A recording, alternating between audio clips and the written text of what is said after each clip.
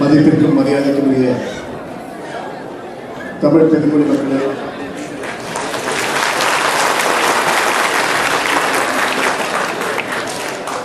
இங்கே வருகை தந்திருக்கின்ற சிறப்பு விருந்தினர்களே, என் உடன்வாழ் இந்திய பெருமொழி மக்களை உங்கள் அனைவருக்கும் முதல்ல நன்றிகளான வணக்கத்தை தெரிவித்துக் கொள்கிறேன். நம் தாய், நம் மக்கள், நம் நாடு, நம் மொழி என்ற பரந்த உலகத்திலே நாம் எல்லாம் ஒருமைப்பாட்டிற்காக இங்கே ஒரு நல்ல தலைப்பை இளைஞர்களின் ஒருமைப்பாடு, தேசிய ஒருமைப்பாடு என்கிற பொழுது சிந்திக்க வேண்டிய கருத்துக்கள் பல. நான் ஆங்கிலத்திலேயும் தமிழையும் கலந்து பேசுவதை நீங்கள்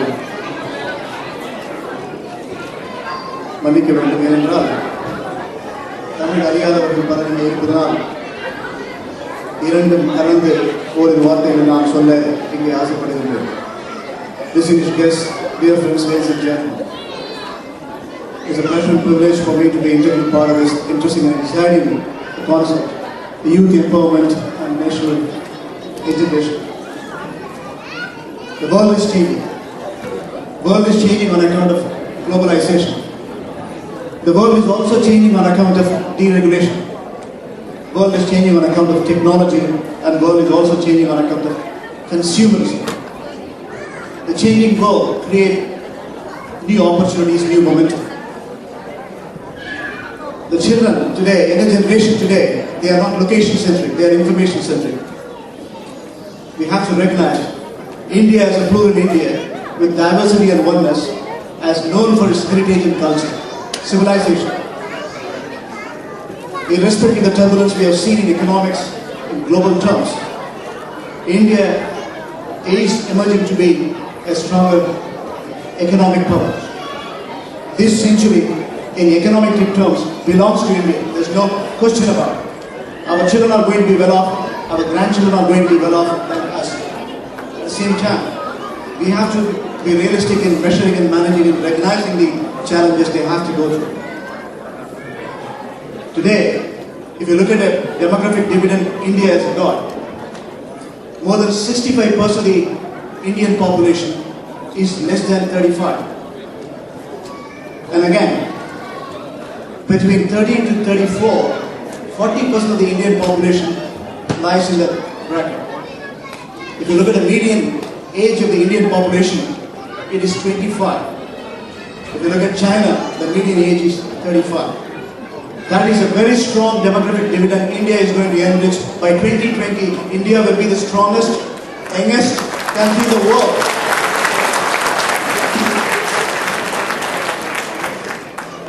The problem we are seeing today is measurable, manageable, controllable. India is a functional democracy. We stood centuries, thousands of years, our heritage and culture and civilization. We have recognized the opportunity. If you look at in global economic terms, even this crisis, the financial crisis, what we have witnessed, has showcased financial economies are converting as real. Real economies are redefining the scope and performance. Yeah? That is precisely the reason why advanced economies are grossly underperforming, emerging economies are taking a front end. In global terms, global economic terms, over 2/3 of the incremental productivity comes out of the emerging markets. India, as a functional democracy, as I said, has been in the right track. What we have witnessed as a stagnation or policy paralysis in the last 3 to 4 years is lack of convergence between politics and economics. That is easily measurable. Thanks to the last Friday, we have a political stability now. The formidable victory and political stability can give enormous amount of convergence between politics and economics. And policy makers can come. India needs inflow of investments. India needs infrastructure creation. Trillions of dollars we need in terms of international investments. That's what the country's priority today. A stable and functional country, government, focusing on governance and transparency, can set in the right kind of missions which we all aspire for. Today, global Indians are anywhere and everywhere. By virtue of my professional responsibility, I have been around the world, time and again, multiple times every year. From Australia to America, we have our operation as such, over 16 countries. Wherever you go, whichever be the part of the world you go, the non-resident Indians have been outstandingly performing, exceedingly performing. That's the biggest source, over 30 million people. Persons of Indian origins, again, they are all looking back India as a potential power in this century. Let us not underestimate, let us not undermine our heritage, our culture, our civilization. What the youth, as Mr. Brigadier Sushil was mentioning, is going through is an extraordinary plight. As I said, they live in a Facebook world. We are all content providers and they have multiple options. They have confusion confounded in real order purely because of the options they have. They live in a single world, unlike you and us. Our generation was different. Today's generation is different. We can only empower them. That is what Swami Vivekananda said. The value systems which we need to inherit needs to be transcended as a facilitation. We don't need to force your new generation.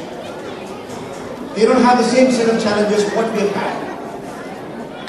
As Mr. Boston has mentioned, today, eradication of extreme poverty, gender equality, ensuring primary health care, environmental sustainability more than anything else is near the hub. Rising temperature, increasing sea levels, and again, endangering species. These are realistic measures today. The global warming is a real phenomenon.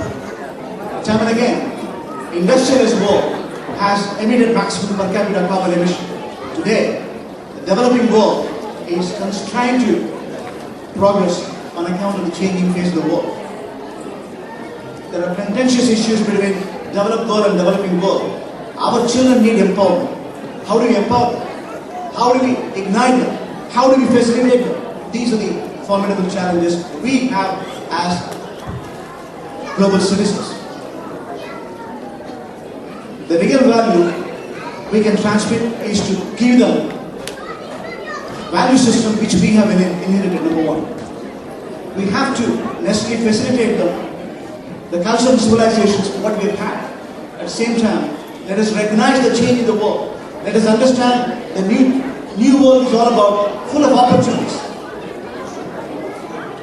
While we need to create a better world by policy making and convergence of politics and economics, we also have to necessarily recognize we should modernize our mindset as generations which are different from the other generation. That's what we are all attempting to do. Today, in global spectrum, Indian food has transcended borders, and I have had Sarana Bhavan today. Sarana Bhavan is there right from Lexington in New York to Sydney. It transcending borders, whether Sarana Bhavan or Anjapur or ITC, globally transcending. Indian culture itself, if you look at the split of dance form we have seen, whether it is Mohiniyattam or Kuchipudi or Bharatanatyam, or what do you see? Today, any form of dance depictions is being characterized not only by Indians, global Indians, not only by global Indians, by many, many non-Indians around the world. We transcended borders in real substance. Indian cinema has transcended borders. Indian cinema has transcended borders. Bollywood or Hollywood or Tollywood, Telugu. Everything is transcended around the world today. You have a click of a button. Today you could see every functional makeup in the world over today. Indians are formidable in their cultural transcendence. So definitely we are passing on a better world to them. There's no question in my mind. What we need to do is to fine-tune our mindset and we create a better world further to make sure our children and grandchildren are well off. That is precisely we have to engage in. If we have to engage in this mission, collectively, together, to make global Indians stronger than ever, the world will become more productive and possible. Constructive, again. When I was in Russia last year, me and my wife, even the culture, even language, I saw the Indian literature, whether it's Raghuvamsam or Kumarasambhavam or Meghadutam. Indian cinemas. I saw A.P. Nagarajan's Krivalayadar was showcased in Russian University. So we are not leaving a bad world for our future generation. Indians have transcended. Once in the world they are commanding. They are going to have economic returns, the real order. Productivity and consumerism is going to drive a better change for them. What we need to articulate is how we can transmit values, how we can facilitate it by setting the right kind of vision for them, setting the goal for them, ensuring our culture, respect to parents. We respect our children. While we recognize Annayam Pidava Unnati Devi, Thayil Cherndadu Koyiladu, Mada Pida Buddha Devi. இந்த வார்த்தைகள் தான் நாம் உங்களுக்கு சொல்லுவோம். Recognizing tattvam, realization, recognizing yourself is a character and God. God need not be something external. But your self-realization is the eternal. Integrating your heart and mind and soul. No value system has inherited such a strong discipline to have perfection in your living room. That's what our culture has transcended. That's what we need to articulate to our children. And again, setting the goals, setting the right kind of mindset instead of having competition in education alone. You can complement the value system by facilitating the objectivity in life. Lifespan is limited. We are all here and come and go. We have a lease of life. Our generation, our past, and the future generation. We can only add value by setting the right kind of mission for them. Ensuring commitment comes into hard work and determination. You work hard in your fitness, you stay fit. You work hard in your knowledge, that is eternal. Again, that's a real wealth we need to pass it on to the new generation. Creating clear consciousness as to social responsibility. Service to society. I like the word here. Indian frontliners. United we serve. United we are. That's precisely the message. The more you are socially responsible, the more you are committed to the society, the more you are believing in making others happy, your life will be enriched, your value system will be enriched, your generation will be enriched. With these words, I conclude my talk. Thank you once again for your time.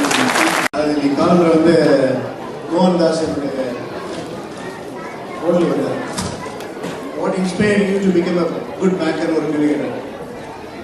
And our Unma Kadai Sonna. Varumai Kothirukku Kizhe Pirantha naan பள்ளி படிப்பாக இருக்கட்டும் அல்லது கல்லூரி படிப்பாக இருக்கட்டும் பிறர் பணம் கொடுத்து அந்த பணத்தின் மூலமாக இந்த புத்தகத்தை வாங்குவதோ அல்லது ஸ்காலர்ஷிப் மூலமாக இந்த படிப்பை தொடர வேண்டிய கட்டாயத்திலே நான் இந்த நிலையத்தை இங்கிலீஷில் பேசுவீங்களா? சரி சரி.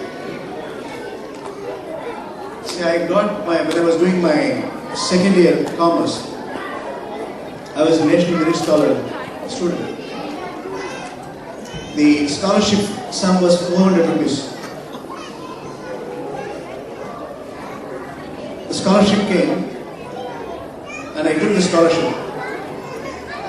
Every year I get 400 rupees. And second year of commerce when I was doing the scholarship came and I took the money from the college cashier. I was stepping out. One of my friends saw that I was receiving the money. I didn't see his intention as such. He came to me and I was crying. When I was stepping down the stairs, he was crying. I felt sympathetic about it and I asked him what happened.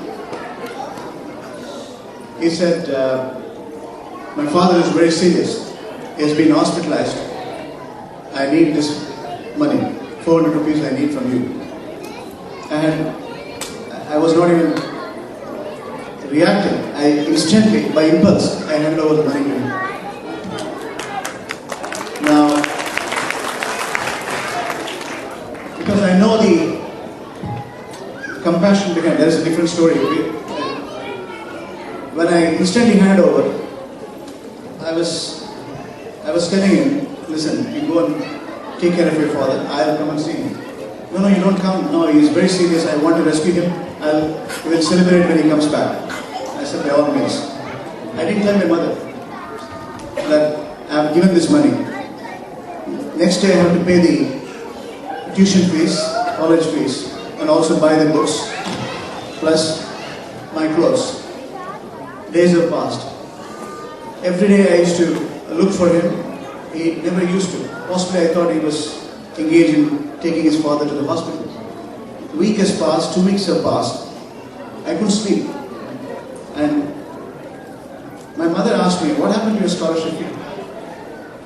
I didn't react because I don't want to tell her any lie. And I was tossing in my bed. 3 o'clock in the morning, I got up. I used to have an old cycle. I was driving the cycle to reach my friend's house. It was early morning, 4 o'clock. When I knocked the door, 4 o'clock in the morning, his father was open. To my surprise, his father was open. He said in Tamil, he said, "Are you the Seetharaman?" I said, "Yes." "You know what you have done?" "Sir, how are you? How are you keeping?" "I'm all right." You are the Seetharaman, right? "You know what you did to me?" Mr. Durai, his name is Durai. Durai has run away from here. He went to Madras with your money. Who gave you money? Who gave you authority to give you money? Why you gave him? Sir, this is the story. This is what I came to know. I was told he was seriously ill and he was hospitalized and he was crying, and I gave him full money. I don't have money to pay my school fees. What basis you gave me the money? What was the security? Did you trust and give money? Don't you know you cannot repay this money? Don't you know that I cannot repay this money? I'm running a cycle shop. Don't you know that I cannot even repay the money? Sir, I have to pay my school fees. Don't cry here. I have no option than to tell you, you can take one bicycle from here. That's the maximum I can do. Now, Durai has not come back for 2 weeks, and you spoil it. When you lend money, you have to be careful how you secure yourself. You have to look at the cash flow. You will have to look at the credibility of the person. This is the basic lesson you have to learn. That was a striking point for me when I was becoming a banker, actually.